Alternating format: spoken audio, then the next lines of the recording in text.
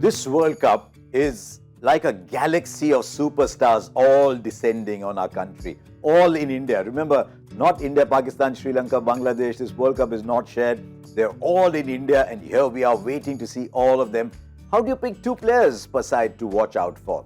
So I thought to myself, I won't pick the two best players. The numbers can tell you that. But I'm looking at people who I think are crucial to a team's destiny, crucial to their fortunes, who could make telling contributions that could in the long run be very, very important to them as they progress to the semi-finals and hopefully beyond. So from that point of view, I picked two per team. Let's start with England. Such a constellation of batting stars. But amongst those, I think the key in many ways is David Malan. And you'll be thinking, say, what is this guy on? David Malan? You look at the numbers, I get the feeling with that England side that they're very happy to drop Malan.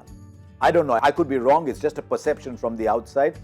But in a side that has Bairstow, Root, Stokes, Butler, all these free-scoring batters, we're not even talking Livingston and Moeen, I think you need that stabilizing force. But he's also striking at 100 these days. I think David Malan is a key player for them.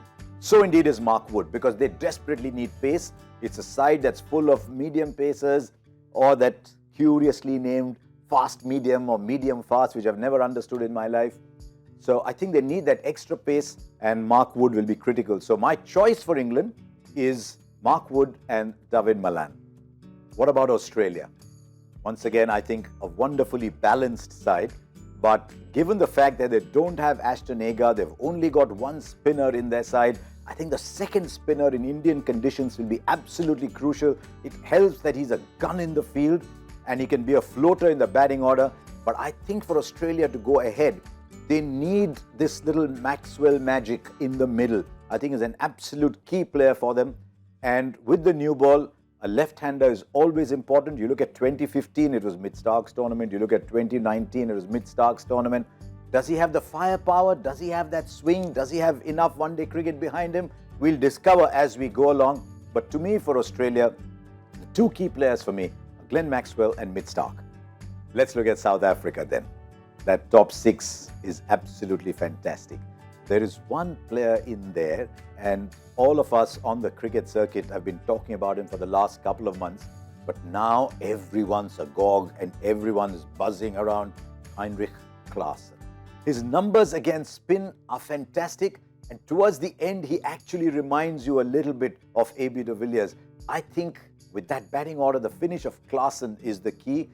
And in the absence of Nokia, and in the absence of other experienced fast bowlers, I think Rabada is absolutely vital to South Africa's chances. Kagiso Rabada has not only got to bowl fiery first spells, but he's got to do what Bumrah does to India, come back and be the key at the end. So for South Africa, I'm looking Klaasen and I'm looking at Rabada. What about Pakistan? I'm going to make an exception to what I said right at the top of the program, where I said we look at people who will aid the balance and make key contributions. But whichever way I look at this Pakistan side, they cannot win, in my view, without two players having a big World Cup for them. Babar Azam and Shaheen Afridi. Babar is probably the best one-day batsman on current form at the moment. I think deep down Virat Kohli might have something to say about that. But on current form, Babar Azam is playing fantastic cricket.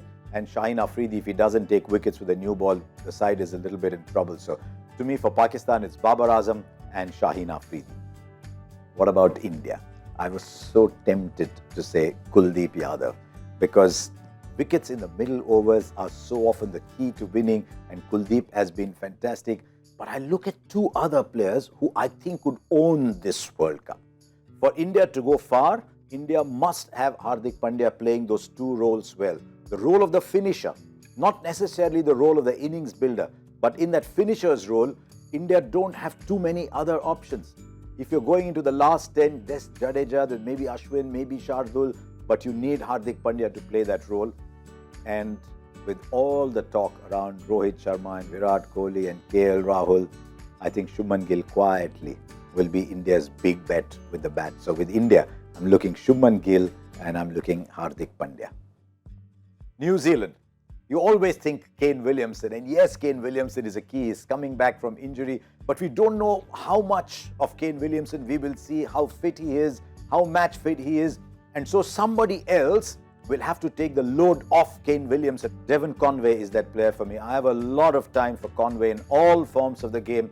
He's just a quiet, unassuming, solid achiever. Swing at the top. Nobody is taking wickets better than Trent Bolt is. So I'm looking Trent Bolt and I'm looking Devon Conway. Bangladesh, one of my favorites. I love watching Shakib Hassan play. He's temperamental off the field, but he's solid on the field. But for Bangladesh to go far, they need more than Shakib Hassan. He made 600 runs in the last World Cup and Bangladesh weren't a threat. So who else can it be? I'm a big fan of Liton Das. Mushfiqur Rahim has been around for a while. But there's two other names that I'm looking at from Bangladesh. Very impressed, as everybody in the cricket world is, with Shanto. Whether he's opening, whether he's batting at 3, he's just raised his game. It's not that he's suddenly descended upon us, but I've loved the fact that unlike a lot of other very gifted Bangladesh players who blossom and then just wither away, his game seems to grow. And if he can take the pressure off the Mushfiqur Rahims and the Shakib Hassans, then that'll augur very well for them. And then there's the other all-rounder for them, Mahedi Hassan. I saw him bowl in a test match and he looked a proper test match off-spinner. Then I started seeing his numbers more and more in white ball cricket over the years. Occasionally he's opening the batting. Sometimes he's playing unbelievable innings from number 7 and number 8 to win matches. He's taking them out of troubled situations. And I think Mahedi Hassan has it in him to become the next Shakib Hassan. And those are huge boots to fill. I don't know if he will, but I think there's a huge comfort for Bangladesh in having Mahedi Hassan. In that wonderfully gifted top 6 that Sri Lanka possess, for my money, there's always one person my eyes always gravitate towards. He's frustrated the daylights out of me over the last few years. Now he's keeping wickets too, but his form has been so encouraging for Sri Lanka in recent times. And I'm talking about Kusal Mendis. He's just cut from a different cloth, given the fact that they're struggling with injuries to people like Wanindu Hasaranga, Chamir as a key bowler. They need somebody to bowl at the difficult phases for them, which is in the power play and in the death. In the death, they can use a little bit of Patirana as well, but the power play is the key for Sri Lanka. That is where Mahesh Theekshana comes in. And Theekshana, I think, is key to their chances. Afghanistan is one of those rare sides. It's a bowling side. And there's Mujib, there's Nabi. In recent times, Fazalak Farooqi, Naveen Ulaq, they've got some decent fast bowlers as well. But Cynosure of all eyes, you look at Afghanistan and you wait and see how are they going to manage Rashid Khan's overs. 10 in this case, probably bowl them in 2 spells, maybe even 3. But Rashid Khan has to be one of the players who are key to Afghanistan upsetting some of the other sides. And in a fairly gifted batting lineup, not quite as explosive as what they put out in 20 overs cricket, because you've got Rahmat Shah, Hashmatullah Shahidi and those kind of players. There's one name, every time you look at the scorecard, your eyes drift towards that name, and that is Ibrahim Zadran. So my key players for Afghanistan are Rashid Khan and Ibrahim Zadran. Which brings us to the Netherlands. Much like England, where a lot of their players go and gain experience, the seam bowling all-rounder is a big part of Dutch cricket. Bas de Leede has played a big part there, at batting at number 3 or 4 sometimes and bowling behind the new ball. But the key to them coming through the qualifiers, especially in that crucial game, and looking better every time you see him, is Logan van Beek. He can be explosive at the end, he's good with the ball, he can bowl at different parts of the innings, and I think Logan van Beek is a key player for the Netherlands. And one of my favorite openers on the circuit. I love his mullet, I love the attitude with which he comes out to bat, that's Max O'Dowd.